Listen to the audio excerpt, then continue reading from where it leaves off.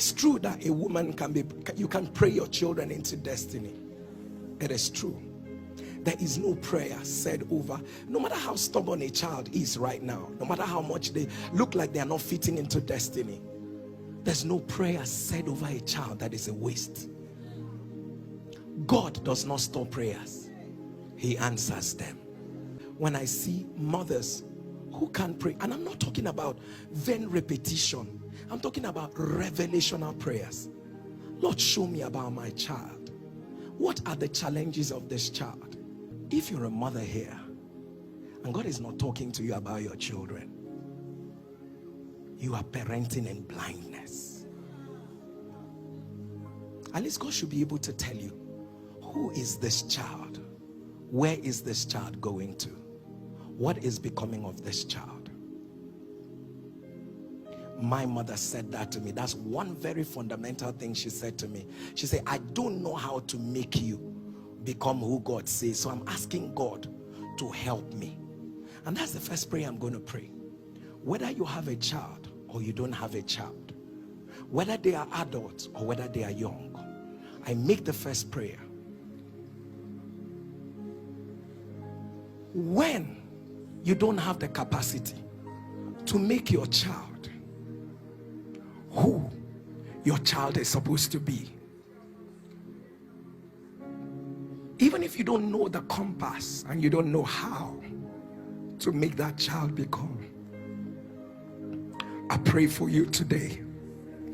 Let God that gave you those children, at the sound of your amen,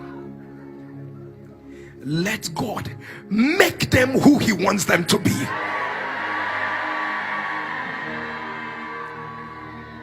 Your weaknesses will not speak against your children.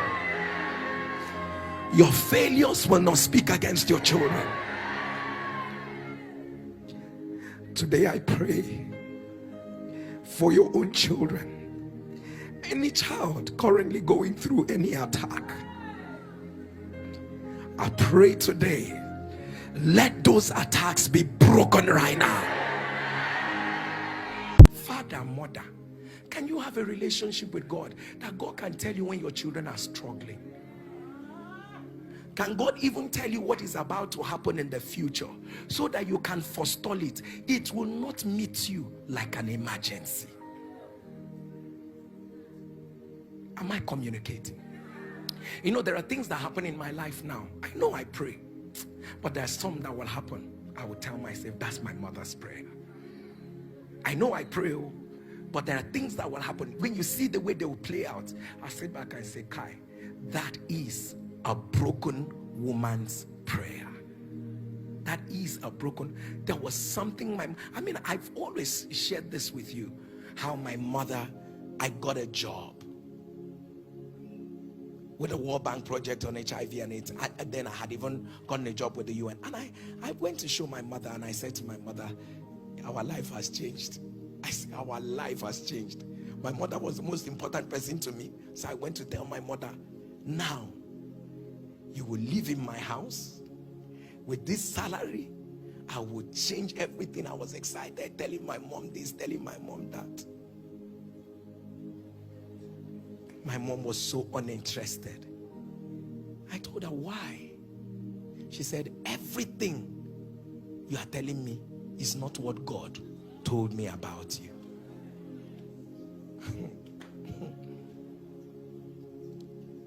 Let me tell you, parents, some things your children will celebrate, you need to pray about them and be sure that most of them will not die in it. Pray about them. Not how exciting it is means that God is there. And God, my mother told me, that's not what God told me. That's not what you should do. Hey, as in, it's not what God told you. I told my mother that we quarreled that day. I quarreled with my mother. I said, it's not what God told you. What God told you is that way. And you're telling me to go into full-time ministry. Which example do I have around me to show me that if I go into full-time ministry, nothing will happen to me? Which example? No example. Say it's not what God told. That I will serve God. I will serve God. If people understood my dialect, I would have spoken it for. She would yeah, that I should serve God. That what God is saying, I should forget everything and serve God. I should serve God. I should serve God. I should serve. So I asked my mother. I said, so if I'm serving God and I get hungry and all that, he said, if I die, I'll go to heaven. Because she too, she did not have an example of serving God, that you will be fine serving God. So she didn't have that example. All she knows that just do the right thing, serve God, and then die and go to heaven. I told my mother, not me. And that's how I kept doing until my mother died. But see one very striking thing. My mother took ill. And then when I came to see her the night before she died, so I came to see her. So whenever I come, I'm always the one praying for her because she was sick. So but that night, my mother said she wanted to pray for me, that I should kneel down, let her pray for me. So and I knelt down. My mother began to pray for an hour 7 minutes. My mother was praying. She was crying. She was praying. She was crying. She was praying. She was crying. And when she was done, she told me, nothing will happen to you. And my mother was full of smiles. And when I was ready to go, she now called me by my Igbo name. And she said to me, that Shebi, I know that this has sickness. That if I had what it took, that she will still not be sick. So I told her that I'm trying, that I don't know what else to do, that what is happening to you is not something that will kill somebody tomorrow. That I'm trying, that medications, we're giving medications and all. She said no, that Shebi, I know that I've not reached that height in the spirit where I can speak to this her sickness and it will go. She said to me, no matter what you are doing, try and get to that height where sicknesses like mine can hear your voice and go. And as far as I was concerned, I just felt like, she likes talking about God, everything, God. I told her, yes, I will get to that height where sickness is that. So I was getting offended. I said, look at this woman, all the trouble I'm going through for you, you are not appreciating. It's now I should get to the height. Come and carry me to the height. Let me reach the height. And the next day, I heard my mom was dead. The only word that came back to me was, get to the height so that sicknesses like mine can hear your voice. And I made up my mind that whatever it would take, I wish I were me now.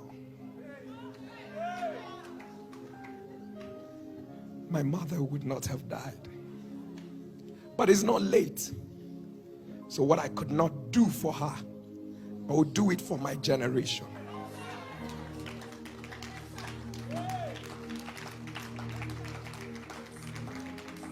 So when people say to me, calm down, you're being too extra, you don't have to do all these prayers every night and all of that, I would never want it to be said that a man prayed and demons ridiculed your voice. Never. So sir, it's about how your spirit man is stratified. There's a place where you grow. There are things that cannot withstand your voice. My mother was my treasure. And I want to tell every young person here, please take care of your mother.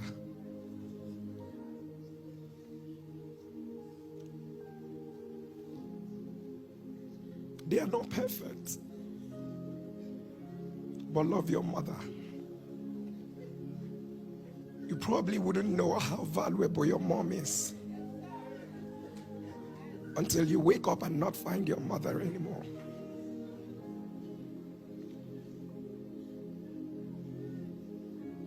Love your mother. Take care of your mother. They don't have to ask you for you to give them.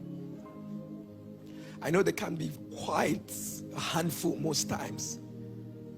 They can complain. They can do. Just be nice. Be kind to your mother. Please be kind to your mother. Be kind to your parents as well. Be kind to, remember your parents. Remember them.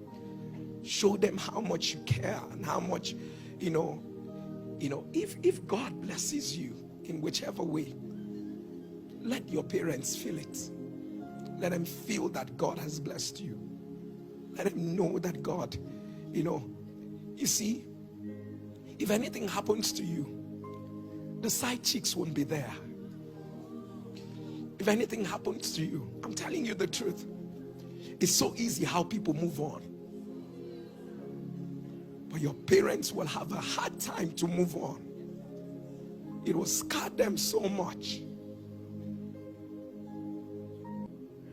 And I want to tell you, it was my mother that started this thing. He said, you cannot have war in the morning and you are sleeping in the night. She pushed me into what it means to be an intercessor. She pushed me what it means to pray and all of that. Let me say this. I'm sure in my mother's mind, she didn't know, will this stick with this child? Will he forget it at some point? Would it be, don't call your children children. When you relate with your children, you are not speaking to their mind. You are talking to their spirit. A child can be distracted, acting distracted, and all of that. Please don't allow the distraction distract you. You are speaking to the spirit of the child. When your children are at sleep, open the scriptures, read over their lives. Declare over their lives. No matter what your children are doing, speak. My mother was a master in prophetic action.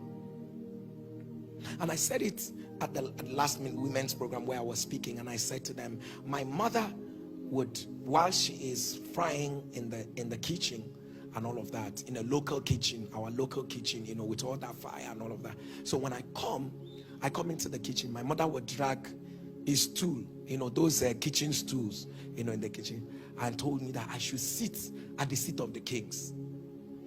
That I should sit at the seat of the kings. That this thing I am sitting now, where I am sitting now, is the seat of. Everything is prophecy for my mother. She prophesied over everything.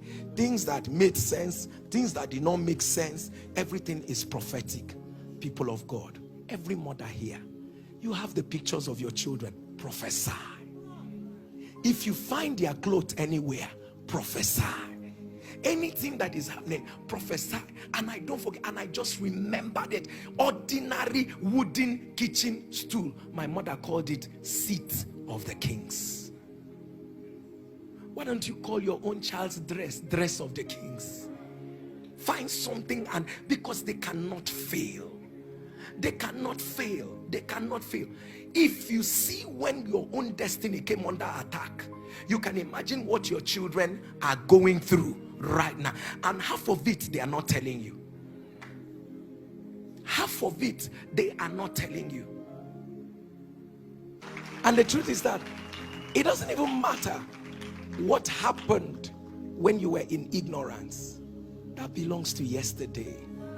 It doesn't even matter how you failed. That was in your yesterday. But what matters is who you are right now.